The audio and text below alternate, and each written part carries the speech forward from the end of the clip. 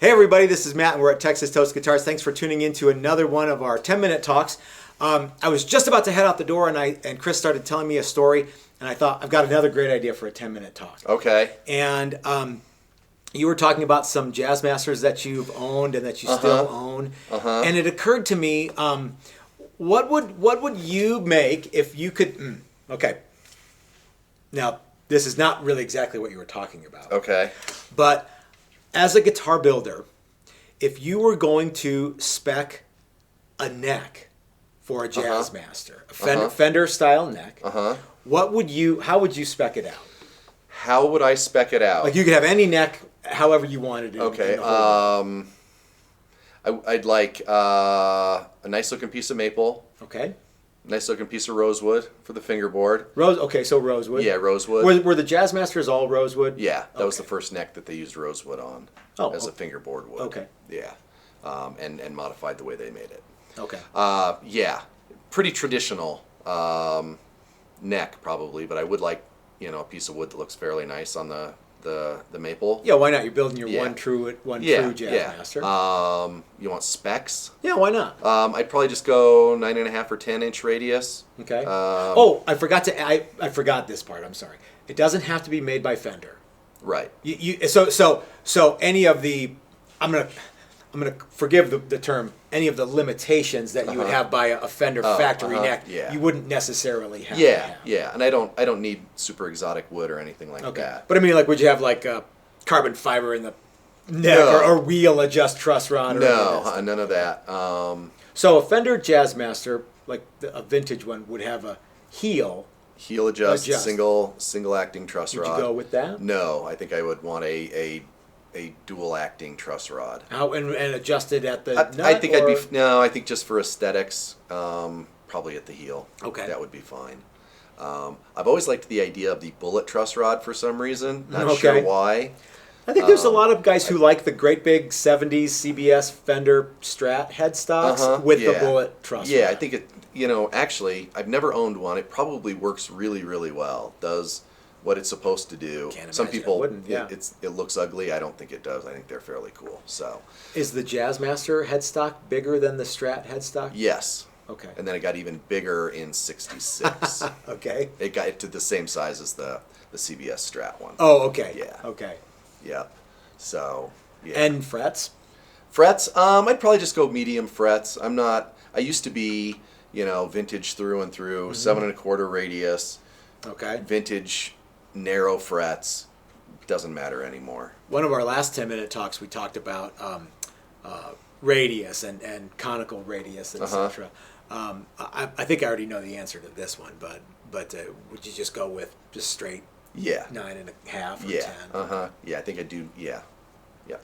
Would you go with those radius choices because the bridges that are available for the Jazz Master are generally 9.5, I think. Usually 9.5, yeah. So I think that's why I would go with that. Yeah, I would either do, and maybe tomorrow I'll change my mind. Sure, yeah. But I think I would do that just because that's what, a lot of guitars are now. Yeah. I see no real reason to do the vintage 7 1/4.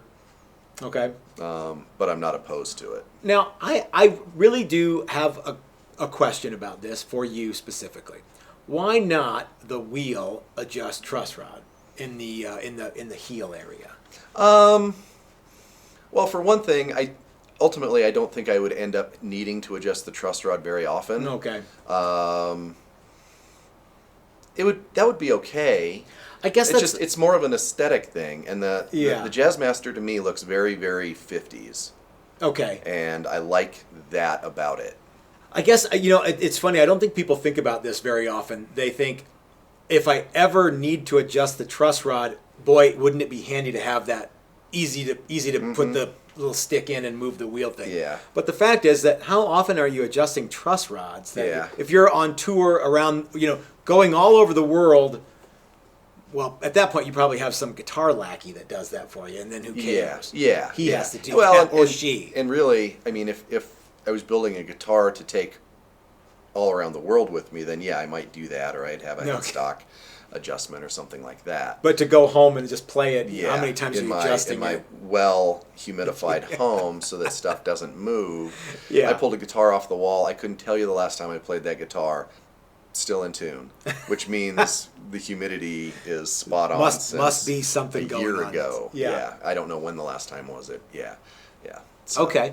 So, and then would you want to have a Fender neck? Like, I mean, Fender could probably just make that neck for you, right? You could just get that neck. Mm-hmm. Yeah, as we were talking, at this point in my life, I don't know that I need to make the neck. I can make the neck. How many necks do you need to make before you go, well, okay, but I also could spend that time doing something else. Sure. And if, there's a company out there, there's lots of companies out there that's what they do is make necks in any configuration that you want. Yeah. Would you finish the neck yourself? I would finish the neck myself. Okay. Yes. How would you do that? What technique would you use, do you think? Remember, this is your guitar. You can do whatever you want. I don't know. Yeah. I would probably do it. I might do the neck in like 73 finish because I really like the way the 73 finish feels on the neck. And then I might do a gloss body. I don't know. Okay. I haven't thought that far into it yet. I think the 73 finish on the back of the neck really is one of the crowning achievements of that finish. Yeah, I love the way it feels. Yeah. It's so smooth. And it's never sticky, it's never bumpy, and it gets smoother with time.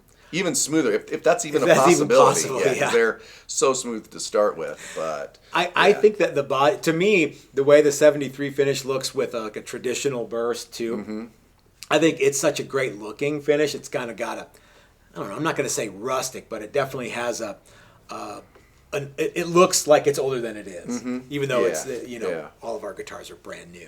So and I really haven't thought about that aspect of it, but all of this came about because of Black Friday and lots of things on sale, and the feed on my computer likes to show me things. Sure. And I was like, you know what? I don't have a really good Jazzmaster. I have several Jazzmaster-like things. I have a really cool Jag that I made that I really like. Yeah, that was neat. But I don't have a Jazzmaster that I had anything to do with. I have several marginal ones and one that should be better than it is. Okay. And I don't want any of those anymore. Well, they're just taking up room. I have 3 guitars I don't play because... So we went and saw J.D. McPherson the other day, and he was playing a pink Jazzmaster for part of the show. And I think you were saying that it probably had was a custom shop one because of the bridge that it had. It didn't have the Tune-O-Matic J. Mascis style one. Yeah, and it didn't have a regular Jazzmaster bridge. It had 2 like cylinder pieces. So that's only available. That's only available through the custom shop unless somebody pulled it off of their custom shop guitar and sold it, which most guys won't do. Right. Yeah. A few that have sold have been really, really expensive, like stupidly expensive. Oh yeah. $400 or $500 expensive. Yeah. I was about 20 feet from the stage, the guitars looked great. I couldn't tell if they were shiny or satin finish. I mean, I know in my brain that they were gloss, but I couldn't tell from 20 feet away. And it was at a theater. It was at the Gothic Theater, and the lighting was really good. And there was spotlights on. I couldn't tell that the guitar was shiny or satin. So I stand by my conviction that the 73 finish is the ideal finish for the bot. I like it the best. So yeah.